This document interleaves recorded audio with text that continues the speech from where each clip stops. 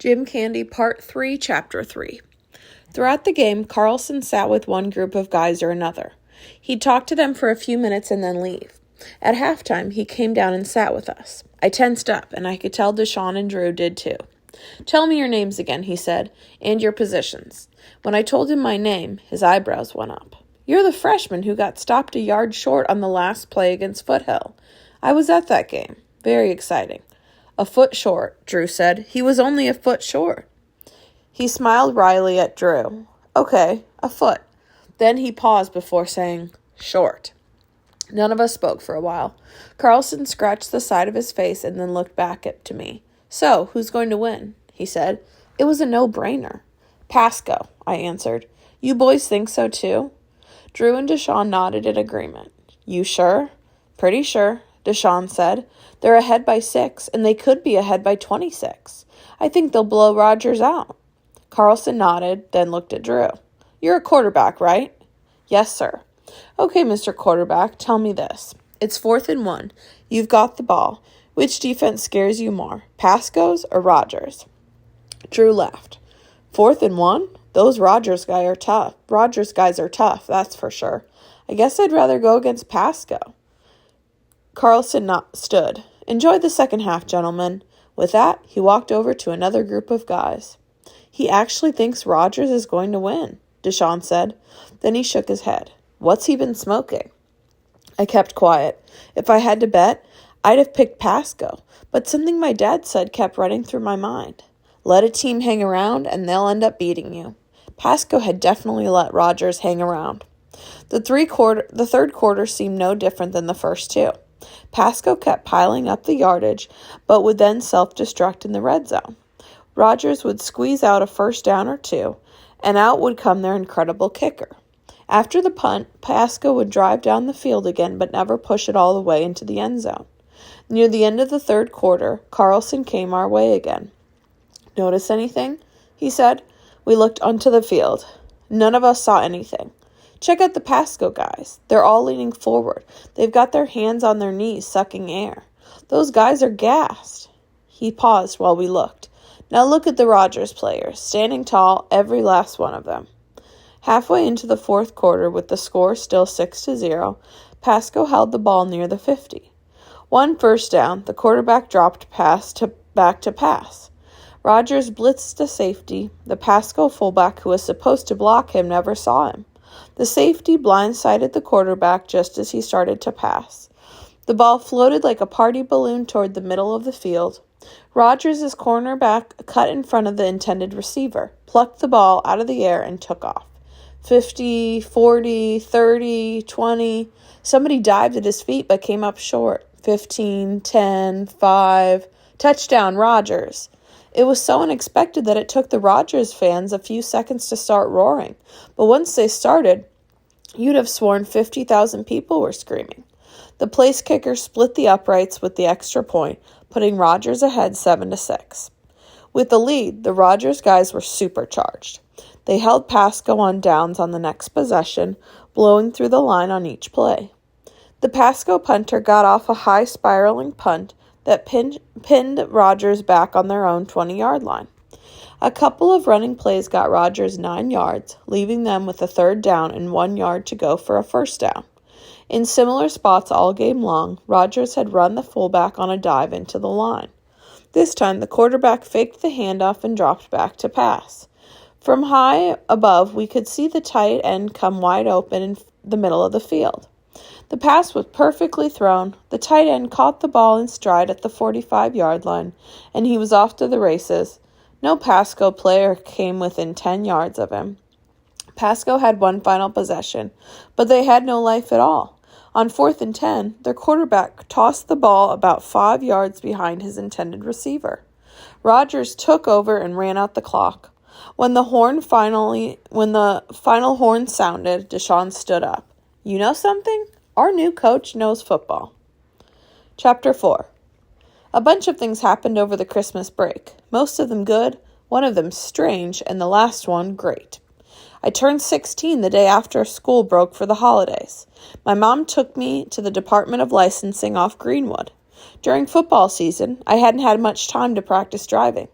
Guys on the team had talked about how they'd flunked on their first try, so I was nervous, but I did okay with everything except parallel parking. At the end, the examiner handed me a sheet with the number 82 on the top. "Congratulations," she said. I drove the Honda home. When we were inside, my mom gave me a lecture on driving responsibly. She printed off the internet a page with 20 safe driving rules, and she had me sign at the bottom of the page. "Break any of these," she said, "and you lose your driving privileges. Understood?" The next morning, my dad came downstairs while I was eating breakfast. "I hear you passed your driving test," he said. "First try." It took me 3. I kept rolling through stop signs. He poured himself a cup of coffee. "You got anything planned for this morning?" "I was going to call Drew." "Don't. It's time I taught you how to drive that Jeep. That is, if you want to learn." "You bet I want to learn." "All right, then. Finish your breakfast." He stopped and gave me one of those looks that lets you know there's a joke that you're not in on. I know the perfect place. He took 15th across the Ballard Bridge and turned toward Discovery Park. He wound along one of the wooded park roads for a while and then made a quick turn into the driveway and put on the brakes. "Okay, let's switch seats." I looked up. In front of me were hundreds of tombstones. "This is a cemetery." He laughed. Like I said, the perfect place to learn. It turned out he was right. There was no other cars, not one. So when I screwed up engaging the clutch and the Jeep lurched forward and then died, which happened a lot, nobody was behind me to honk. The roads in the cemetery meandered, turning this way and that, so I was constantly shifting back and forth from second to third to second. All through it were rolling hills that gave me a chance to practice engaging the clutch and working the emergency brake. It took a while, but after an hour I had the knack. "You're pretty good," my dad said when he took the wheel back. "A couple more times and you'll be ready to go on the road." Then came the strange thing. Instead of going home, my dad drove over to I-5.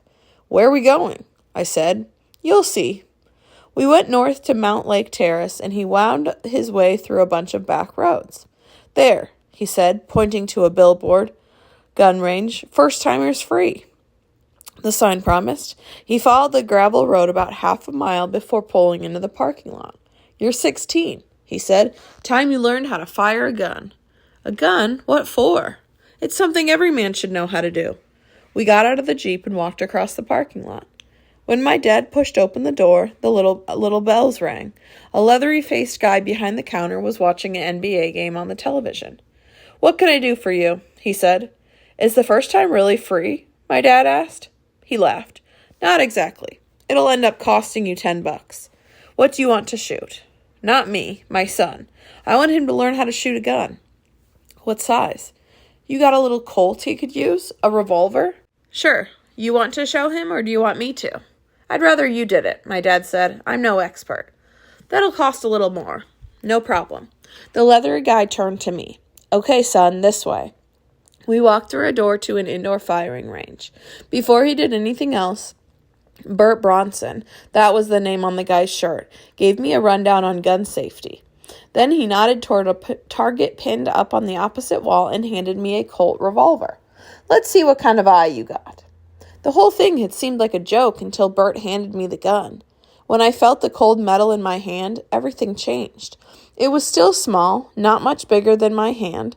Still, it was a real gun with real bullets. You hold a gun and you've got life or death in your hand. I listened carefully to Bert as Bert gave me some tips on holding a gun and aiming it and on squeezing the trigger. "A little revolver like this doesn't have much recoil," he said, "but it takes some getting used to." He was right. At first, the gun kept jumping in my hand, making me fire way too high. But after a while, I was able to hit the target, if not the bullseye. "Good enough," Bert Bronson said. "This isn't exactly a marksman's gun." We walked back to the lobby area. The NBA game was over and my dad was sitting on a plastic chair reading a newspaper. "That's it?" he said. "Not a whole lot to a little Colt," Bert said. "Kind of a squirt gun with a jolt. Now, if you'd like him to learn how to handle a rifle, that's different." "Another time," my dad said.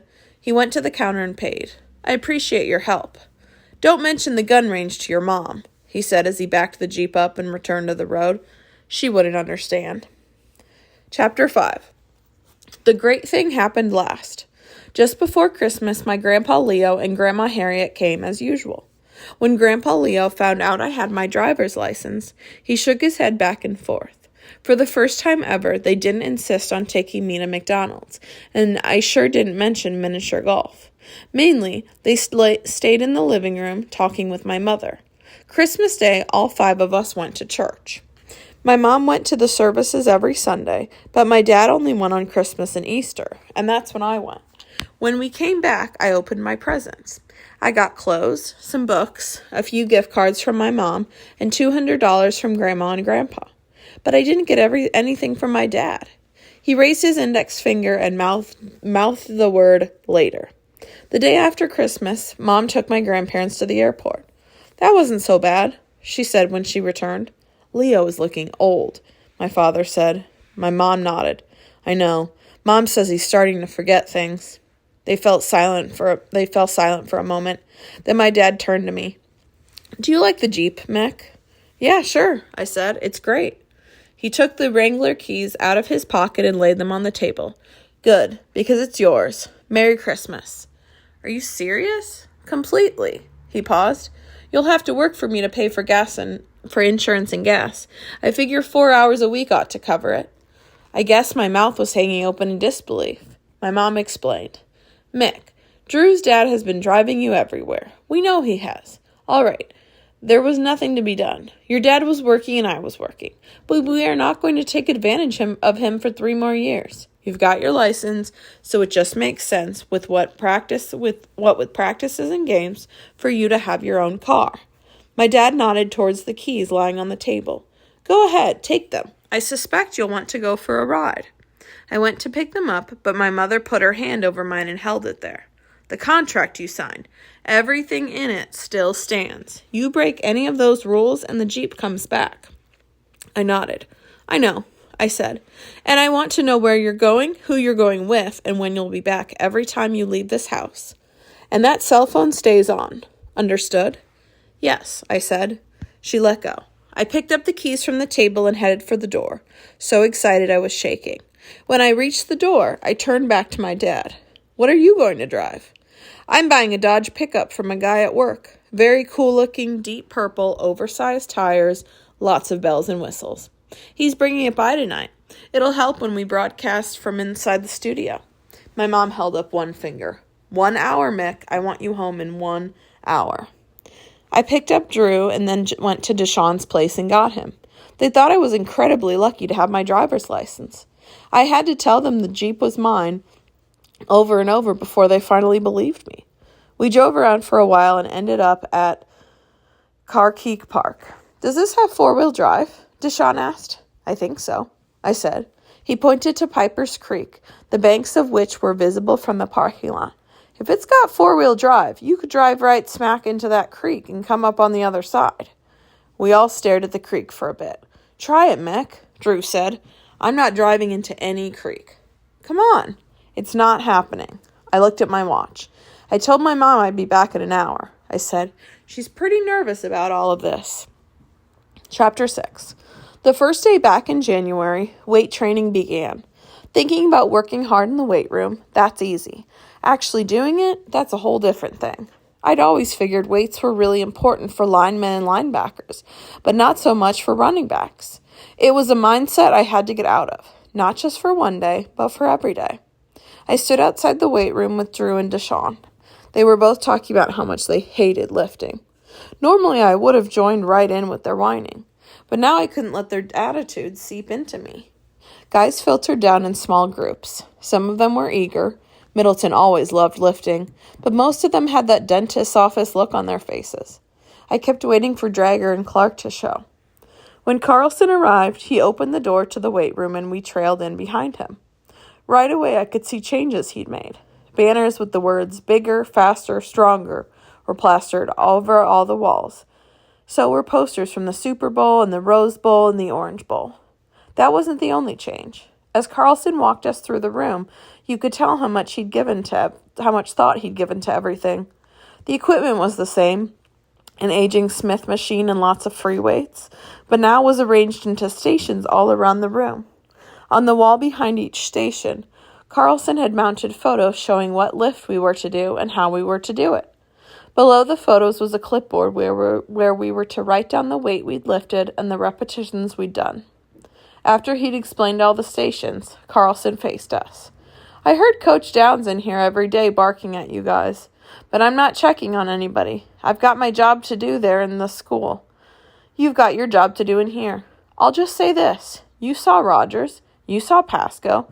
It was pretty exciting for them, playing for a championship. TV cameras rolling, a stadium rocking, college recruiters watching every down. They played that game in December, but those guys got there because of the off-season work they did in the weight room. If you want to experience a championship, then you have to put in a champion's effort. Not one day, every day. He paused. Last guy out, turn off the lights. Carlson left the weight room. We stood looking around, unsure what to do. Middleton spoke up. You heard the man. Let's get to it. You need one guy to spot you during weightlifting.